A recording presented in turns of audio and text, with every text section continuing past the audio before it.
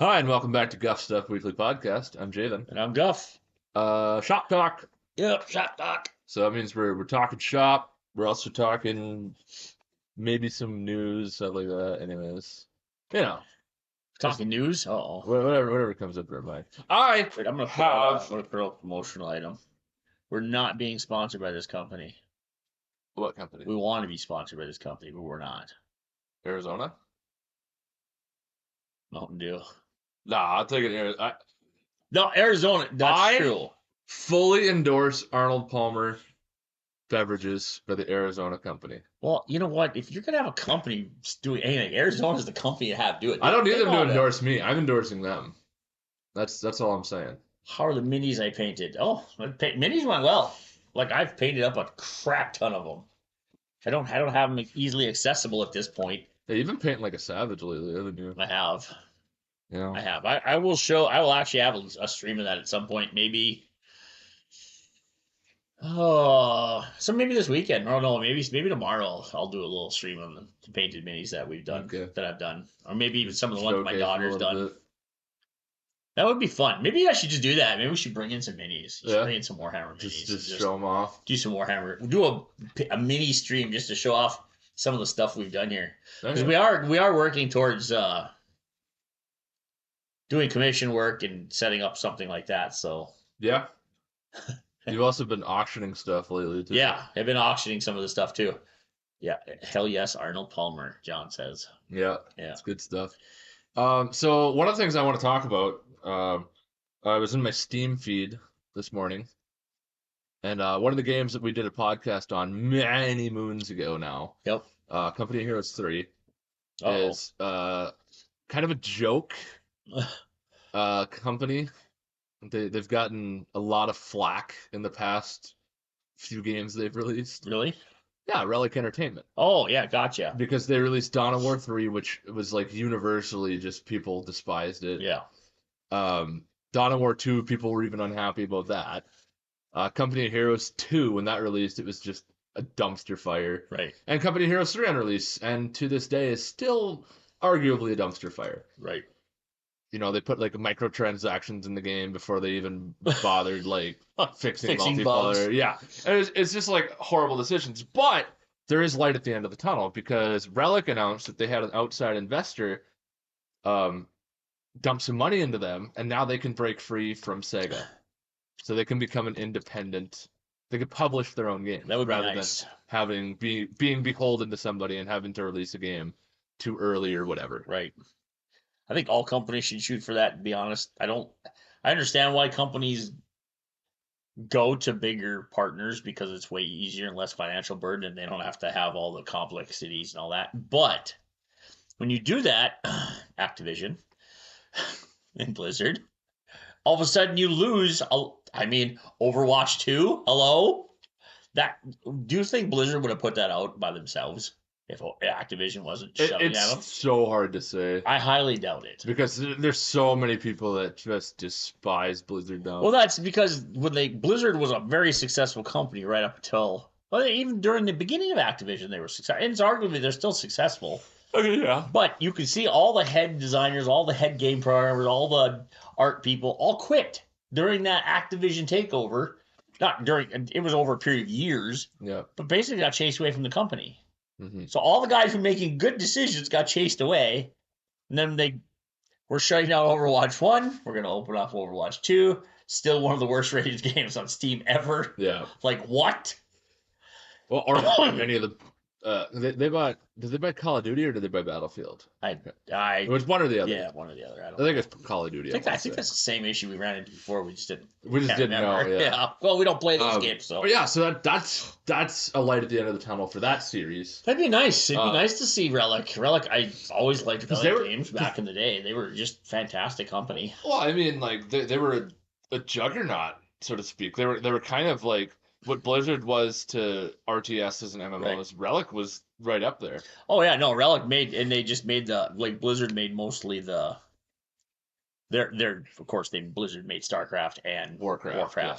And then were their two big titles where Relic kind of delved into a few different titles. They bought into the 40K IP and all that. And so I mean, like there was a lot of really cool things that Relic did. And basically just an RTS company. Yeah, That's pretty much all they do. it was just good. It was good. And they had it nailed down. And like even to the like Company Heroes 3 is still a fun game. Right. Like it's I Imagine how fun it would have been though without. and I think and it's really cool too because as soon as they announced this, they were gonna release some free content at the end of April. Yep.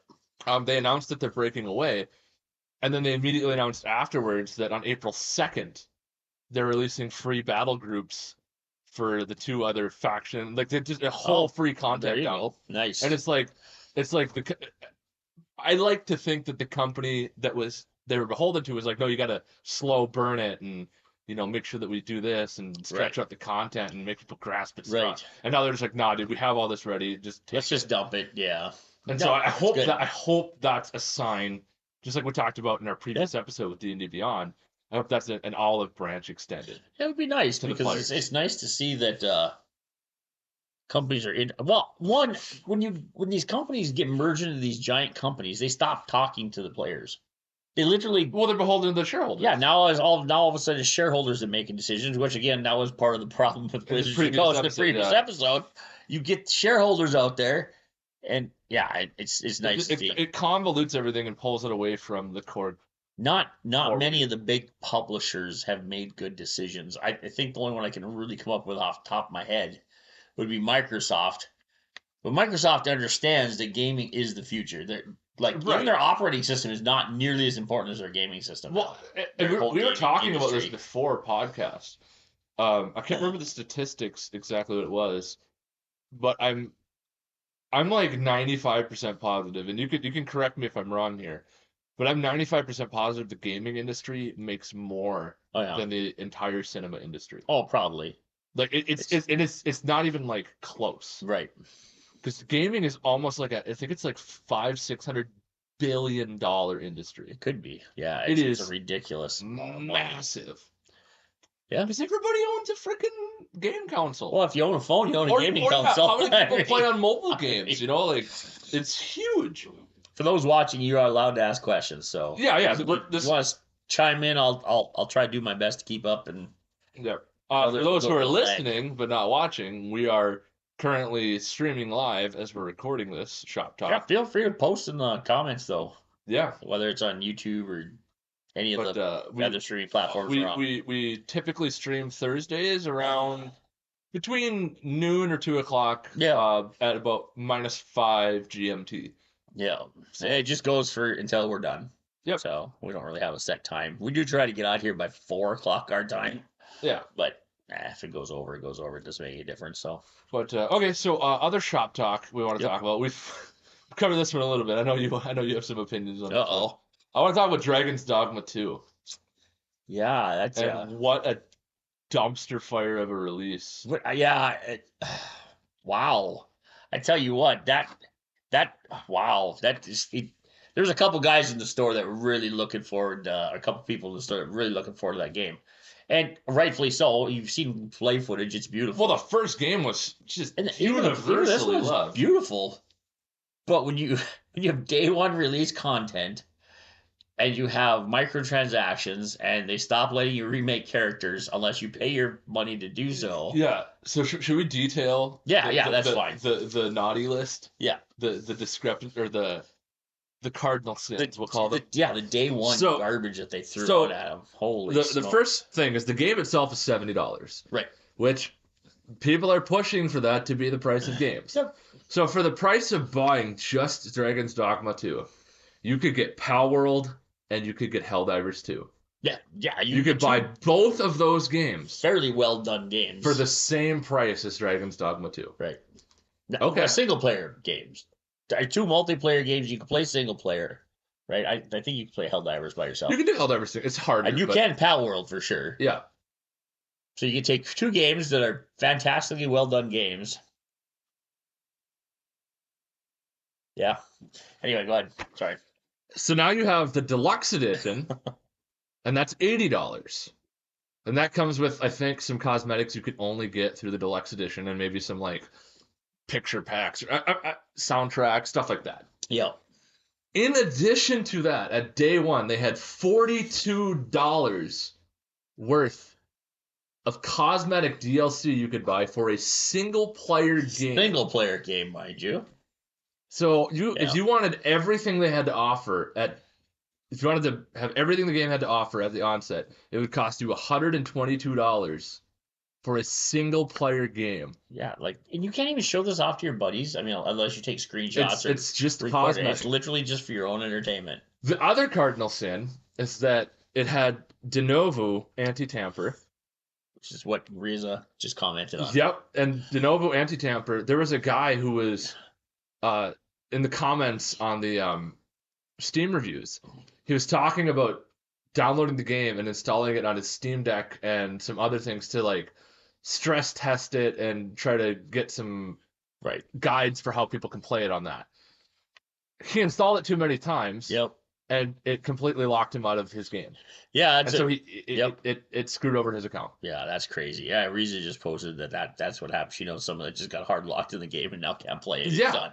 Just done. And the final cardinal sin, in my opinion, is there's no. Okay, let's go to one of the very first RPGs. Yep. Hell, not even an RPG. Mario World. Yep. You had save files. Yep. That you could continue. You had 4 slots. Like, let's look at Zelda. You had 3-4 slots. Right. You could have 3 or 4 different games that you could play at the same time. Dragon's Dogma, you can play one game. Yep. You have one run that you can do. You cannot hit new game. There is no new game button while you currently have a game going. That's frustrating. It's very, very frustrating. They released a note like 3 days after the game released, or 2 days after, that they're currently looking into adding a feature to the Steam edition that lets you start a new game. How is that not a feature to begin with? How is that not a feature to begin with? But on the flip side, I will talk a little positive. Everybody I've heard for big streamers and Twitch people that I've watched playing it have liked the game a lot, but no backup saves. You're right. No backup saves. Yeah, no backup saves. They like the game a lot. But like the gameplay is good, the story's good, but all the extra crap you tag onto it really just makes the game unpalatable. For me, it's just like a no-go. I'm not even interested in even watching content at this point because then I feel like I'm sponsoring the company that made the game, and I'm like, yeah, I just don't have time for that. Like, there's so many other things you can be doing, and there's so many indie companies out there. Like, I've never played Helldivers, but I played Pal World, and I played all kinds of, like, Enshrouded, and I played a bunch of new ones I just bought. And all these games, none of these people are asking for anything extra. You can download DLC, and that's fine. But they're not, like, saying you have to do it to enjoy our game. Like, well, and to be fair, the $43 is all cosmetic stuff. Yeah. You don't have to buy it. But it's a single-player game, so, I mean... And I guess I should also state, you can buy it with in-game currency that you generate by grinding the game, which is what all the hardcore fans immediately rampage on. Right, you can just do it in game. Yeah, you can do it in game. Well, you can do that in most of the games like that. Right, but like, what's the point in having a rare cosmetic if you don't have to actually grind for flat earthers? What's that? John says flat earthers. Yeah. I mean, yeah, it's crazy. It's craziness. I don't know what to say about it. I'm very disappointed. And unfortunately, there's a few people, like I said, in the store that just really wanted the game. And I think they enjoy the gameplay of it, but that whole cosmetic thing, it's just, I don't know. I mean, every company does something crazy. So let's go to a positive note again. Yeah. I want to talk about a company, a publisher, a game publisher. All right. I'm going to name some of the games that they publish. I agree. Grinding for market currency is a waste of a gamer's time. Goat Simulator. Remember that one? Yeah, I remember Goat Simulator. Deep Rock Galactic. Mm-hmm. Satisfactory. Yep. Valheim. Songs of Conquest. Okay. All of these are published by the same company. Nice. That's different developers, but published under the same company. Right. It's an indie publisher or a small publisher. Right. Yeah. Well, I didn't know that. So it's all Coffee Stain Studios. Also, if you don't have Songs of Conquest and you like Heroes of Might and Magic, when you listen to this episode, I hope it's still on sale, but that game is 66% off right now. It is phenomenal. Right now it's on It's $66. $10 for Songs of You Conquest. should right go now. buy Songs It of is Conquest. totally worth it. If you like Heroes of Might and Magic or turn-based strategy, Right. you buy it. You're not gonna regret it. And they just had a huge drop of different maps now. Right. Like, buy that game. Like, just buy the game. Just buy it. Buy it. Just buy it. It's okay. There we go. Put the link in the Anyways, chat so you guys can see it. um, Good game. I like it. anyways, Coffee Stain has done a lot of things correct Right. as a publisher. With Valheim, they're not afraid to let their people do early access Right. and help them along. They're kind of like shepherd people along, more or less. Like they're not like a Sega But or it doesn't seem like they're out dictating Capcom. what's going on either. No, they're not. Literally letting companies just. And from what I've read from the Satisfactory devs and the Songs of Conquest devs is that they love Coffee Stain Studios because if they have questions, they go and ask them, Right. and they let them do their passion projects and make the games they want to make them for the people who want to play them. Yeah. And they're just pretty hands off, and they're basically there as a support structure, which is what a publisher should be Right. doing. As a publisher, your job is to help people get their game onto the mass market, and then you take a cut because of that. Interesting. It's not your job to go in and dictate to people how to develop their games. Let the developers develop their games. Oh, yeah. They also made Bloxburg, which is interesting. Jeez, they made a lot of Midnight Hunt. Oh, Hunt Down. That's a side-scrolling bounty hunter game with like the '90s pixel art right. Metal That's Slug a graphics. lot of games they're part of. Holy Yeah, shit. no, they have a really good track record. They're a Swedish company. Yep, Just in case you wanted to know. Yep. But I want to give them. I wanted to talk about them a little bit because they have a sale going on for all their games right now, or a lot of their games. Yeah, there's some Sanctum. I've heard of all these games. And It's amazing. Yeah, it's a solid company, and I feel like they do a lot of things correctly. Right. Yeah. No, that's it. Isn't that what they should be doing instead of like? Well, yeah, maybe the shareholders in Sweden are different than the shareholders here. I don't know. That's cool. I think Microsoft learned that if you just let the Mojang and you let Oh, the developers. Bethesda, you just let the developers make games at their time, you'll make money. Microsoft's made billions of dollars off Minecraft by just letting Minecraft do what Minecraft's been doing all these years. Yeah. It's still a really slow road with Minecraft. Releases come out about once every half a year to a year. And they add a little bit of content here and there, but they're still making tons and tons of money off that game. That was a good $2 billion. $2 billion spent. Let's go to another up note. Oh, okay. Let's talk about 1.6. 0.6 on. Stardew Valley. Yep. 1.6. There's so many people in my friend group that play this game. I have excuse me, 42 people on my Steam list that own this game. Holy smokes. How many people? How do you know that? I just did the math quick. You just did the count on them? Well, I have 10 plus, or I have, Okay, 15 plus 32. So 47, sorry. I have people that have played it for 527 hours, and I have people that have played it for 7 hours. Yeah, I don't have nearly as many friends as you. I have probably 20-some friends, 25 friends on Steam. Yep. 18 of them played Stardew. Of course, right. So, I mean... but so 1.6 was a major content update. It came out on March 9th, 2024. Stardew Valley hit 1.0 in 2016. Right. This is 8 years later. This guy drops a free content update. Yeah. Well, the guy just loves making the game. That's all he does. This is one guy, too. What? Yeah. Yeah, one guy. One more time. What? Yep. And the price hasn't even gone up. It's still $15. Yep. No, well, you gotta imagine he's making good money off this stinking game. Like, it's on every platform out there. It's just it's crazy to me. Like, how 98% is there a more unanimous over 500,000 reviews, Yeah. and 98% are positive. Yeah, it's pretty silly. Like Stardew is definitely a fantastic, fun game. And it's great because all it is Harvest Moon Friends of Mineral Town. It's literally just a Harvest Moon game with a little bit of extra here and there. Right. It's just someone took a Harvest Moon game and decided, you know what, let's just never stop making it better. I didn't realize 98%.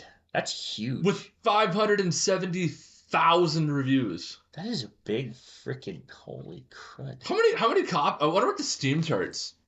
I wonder what the Steam charts look like for Stardew. Yeah, he's just doing it because he has fun making the game. That's what Risa was telling us. Which I agree. That's what our we have a kind of a Stardew fan in our group. She kind of keeps tabs on Stardew all the time. My brother plays. Actually, a couple of my friends play. Well, one guy is at platinum. Yep.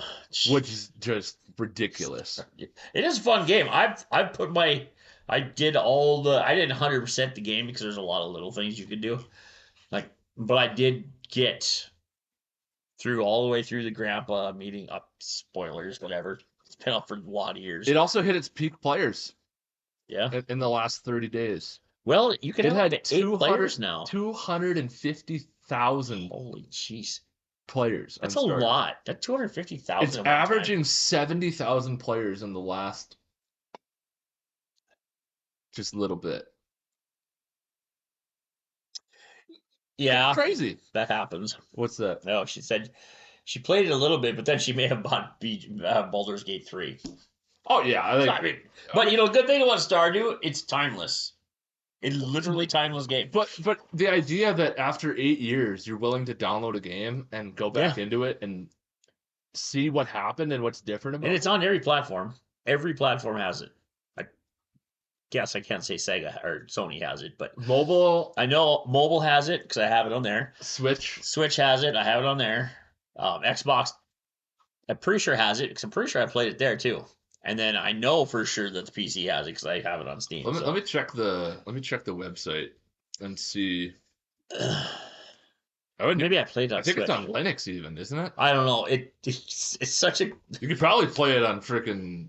You could play it on almost anything. You could probably get a Texas Instruments calculator, and as long as it had color. It is available for Switch, Android, Mac, PlayStation 4, iOS, Xbox One, Linux, Microsoft Windows, PlayStation Vita. There you go. If you still have a Vita, what? If you still have a Vita, you can go back and Were Vitas even around when this thing was made, or did someone retroactively? Maybe the guy just retroacted it, just maybe because he likes Vita, just to do it. Yeah, it's literally one dude. There's no company. It's just one guy that makes this game. It was funny because on X, on Twitter, they made a board game for it too. He was they were harassing him, when are you gonna release it, what time of day so we can get ready, and he goes, sometime after I drink my coffee. So pretty vague. Then he dumped it not too long afterwards. I guess there's a board game for it. Is there? Yeah. Wow. I just saw that. That's pretty cool. That's a pretty genius, I don't know. Yeah. If you haven't played it, for all you listening or watching or whatever you're doing, go out there, give Stardew a try. It is well worth. It's a good casual player game. And if you have a couple friends just want to do something together, the friends do make it a little easier because you can cut the workload. I played a lot of single player. I probably played 40 hours of single player before I even went multiplayer. Oh yeah, I only went multiplayer for a little bit. It is on Steam, GOG, Humble, Xbox One, PlayStation 4, Nintendo Switch, PlayStation Vita, iOS, Android. And it is $14.99 on all of them. It's just beautiful. Every single one.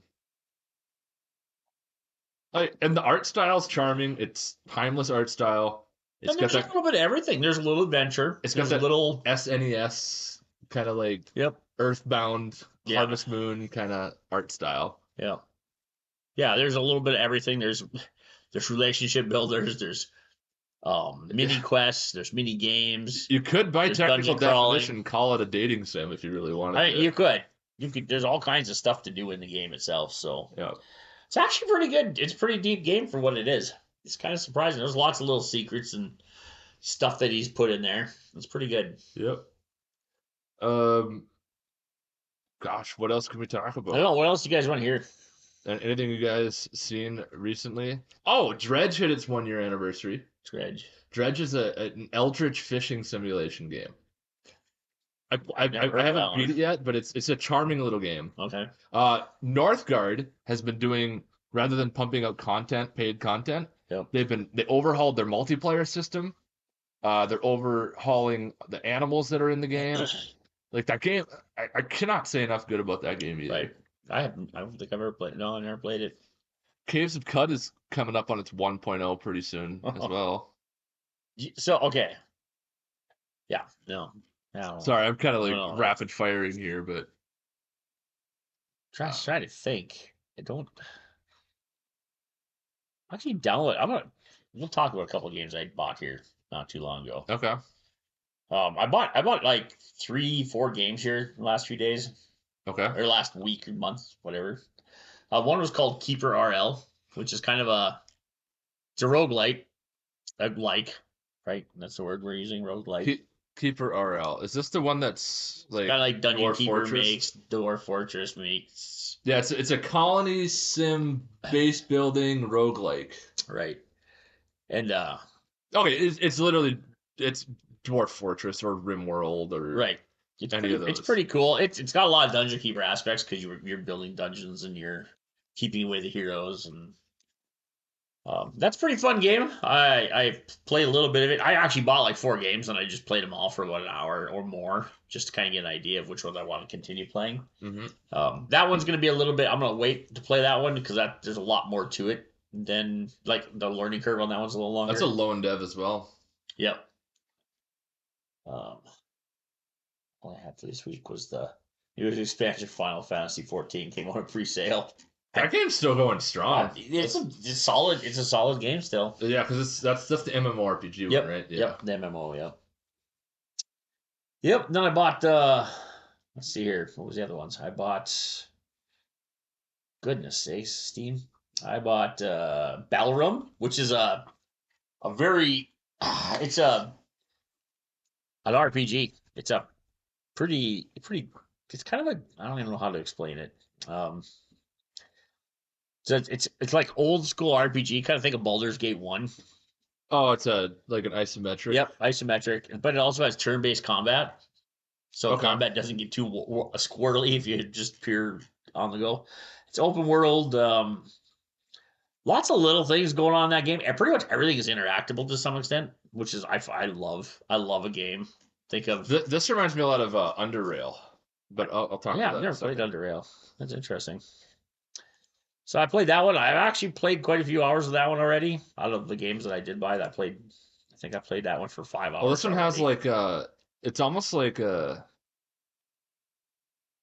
it kind of reminds me of like a survival crafting, but in an isometric, like a Zomboid kind of, Yep. where it's a Project Zomboid, where it's a top-down survival crafting, but also has that Conan or Ark style thing where you can go fight bosses and do dungeons and Yeah, stuff. I haven't fought any bosses or anything like that yet. I've just been getting through the basic crafting because you can build your own house and you have all that. Yeah, I'm looking old at stuff. it now. It looks pretty cool. It is pretty cool. It's Single player. Been a fun game. Yeah, unfortunately, single player.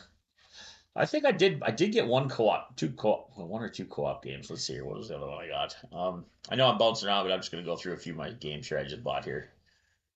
Oh yeah, Lightyear Frontier. That was the other game that I bought. Is that the farming one? Yeah, it's kind of like a Yeah. spacey. I actually Stardew almost picked Valley that one game. up, but I was like, I don't know if anyone's gonna play that. Actually, yeah, there's a guy on our Discord that plays it quite a bit. Cracks. I think JT also plays it. Crafter. Doesn't surprise me. One is playing, usually the other one is playing. Yeah, so I thought, well, if they're playing, like, I gotta try it. Yeah. And it wasn't. It was all got it all during that. It's early access, right? So it's it's definitely early access. Is it undercooked right now, or is it enough content? Well, I've played it for almost 4 hours, and I feel like there's plenty still to go. Okay. So, and I think I got it. I don't remember. I think I only paid $15 for it on sale. Okay. I don't know. I want to see how much it is now. I know I got it on sale though. Right. Yeah, I think I got it for like 50. I think it was a 40% off sale, so it was like $10 or $15. Not too bad. It's a pretty fun game. Cool. Wouldn't be afraid to buy that one or recommend it to somebody, especially if you like Stardew Valley. It's kind of that same concept. you farm, you go out and adventure a little bit. Except for you have a giant mech you're running around in. So that is kind of. You also have some first player mechanics. Kind of reminds me of the game. Oh, there's a game that you run around, but you have to get out and you have to go into caves and stuff, and as a person, which makes the game kind of a little more dynamic. There's not just kind of like Ratchet and Clank type of thing, where you played Ratchet and Clank? No, okay, it's a PlayStation game, and Ratchet and Clank, you're running around, you have like this little pet guy, and he has to sometimes go off and do things on his side because you're just too big to go in that area or whatever. It's kind of with the mech. Sometimes you got to get out of your mech and run into a cave and do some work in there while you're. I don't know, it's kind of cool. I've enjoyed it. Cool.